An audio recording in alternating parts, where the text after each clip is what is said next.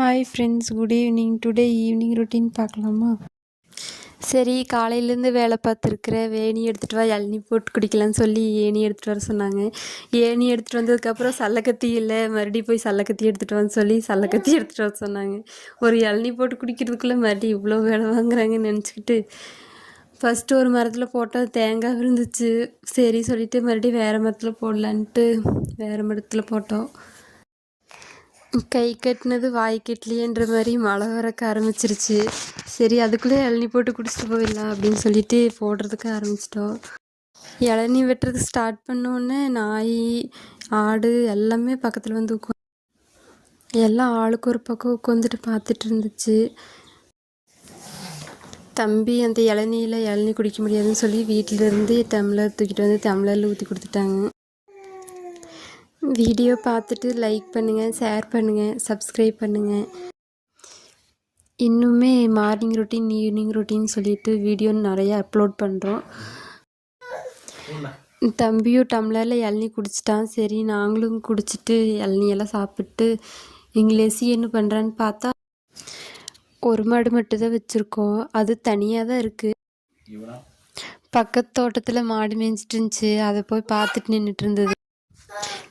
என் பையன் அதை பார்த்துட்டு பாபான்னு கூப்பிட்டு இருந்தான். மாமனார் வேறு அங்கே விறகு முறிச்சிட்டு இருந்தாங்க. சரி, அவங்களுக்கு கூப்பிட்டு ஒரு இளநீ வெட்டி கொடுக்கலான்னு பார்த்தா எங்கள் ஆடு கொடுக்குறதுக்கே விட மாட்டேங்குது. சரி, அதுக்கு ஒரு தேங்காய் வெட்டி கொடுத்துட்டு ஒரு வழி எப்படி அதுவும் வாங்கி சாப்பிட்ருச்சு. சரி, அதுக்கு மட்டும்தான் கொடுப்பியான்னு சொல்லிட்டு மறுபடியும் வெள்ளையாடும் அதோட குட்டியும் சேர்ந்து வந்துச்சு. அது இளநீ வெட்டினது சாப்பிட்டு இருந்துச்சு. சரி, டைம் ஆச்சு, வீடு கிளம்பலான்னு சொல்லிட்டு கொஞ்சம் தோட்டத்தில் புல்லும் பிடுங்கி எடுத்துகிட்டு தேங்காயும் 2 விழுந்து கிடந்துச்சு, அதையும் எடுத்துகிட்டு வீடு கிளம்பிட்டோம். அப்புறம் வீட்டில் போயிட்டு அப்படியே மசால் புல் கொஞ்சம் இருந்துச்சு, அதையும் கொஞ்சம் தரித்து போட்டால் சாப்பிட்டுக்குன்னு சொல்லிட்டு தரிச்சிட்டு இருந்தாங்க. அப்புறம் நாங்கள் பப்பாளி பழம் எங்கள் மரத்தில் காய்ச்சிருந்துச்சி. சரி, பப்பாளி பழம் சாப்பிட்லான்னு சொல்லிட்டு அதையும் பொறித்து அரிஞ்சு சாப்பிட்டோம். அப்போ அப்படியே விட்டால் அதை குருவியெல்லாம் சாப்பிட்ரும்.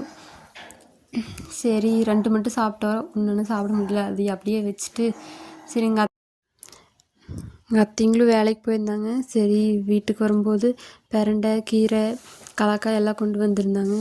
சரியா கொடுத்தாங்களா? சரி, பிரண்டை சட்னி செய்யலாம்னு சொல்லிட்டு பிரண்டையெல்லாம் க்ளீன் பண்ணிவிட்டு அதுக்கெல்லாம்